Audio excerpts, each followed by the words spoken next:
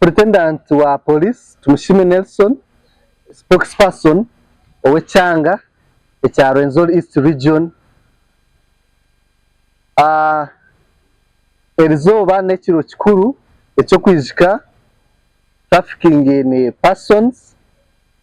kandi trafficking in persons okuno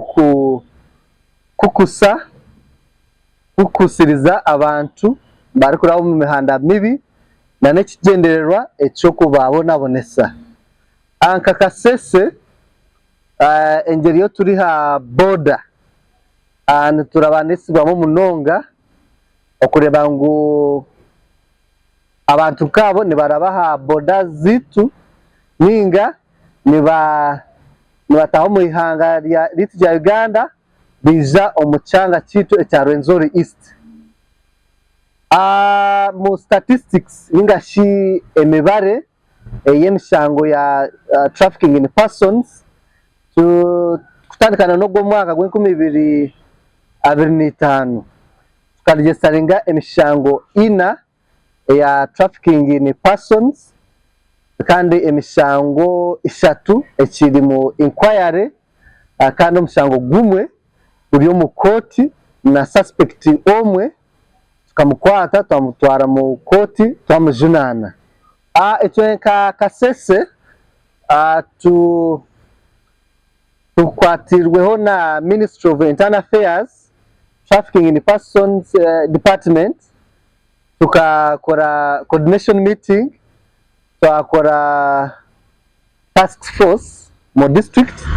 ebimberwe RDC, aba members ba coordination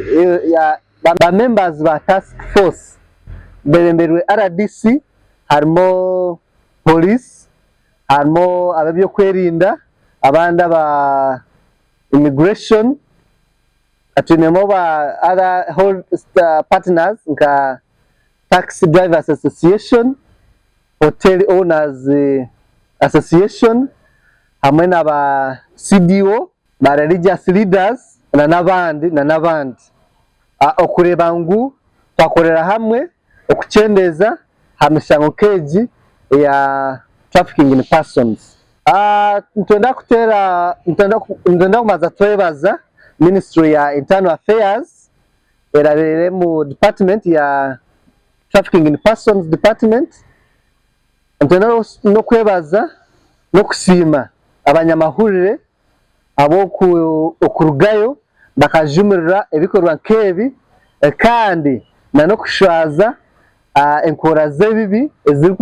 eziri kureta abantu kaba mu kuhenda amateka bakaba exposinga. So nitunda kubebaza hamwe n'abantu bona abatuyambereho kugira ngo twarwanisa ekikorwa ekyo kutwara abantu mu kuhenda amateka na n'ekigendererwa ekyo kuba bonabonesa. So ndikwendera ninyenda manyisa ba victims aba trafficking in persons ngo baba bari recruited bafuna umuntu ari kwizo biceka byabo, maybe na izango kwa hemirimu nabo bare conscious aba twarobuzunani ziba obo kureba ngo companies ziriho zine license kandi namazima kwe zine mirimo eyiba kuza gukora abo kuba bingi ni companies ezabafere na n'ekigendererwa ekyo kubona abondesa abantu bitu mebari munonga.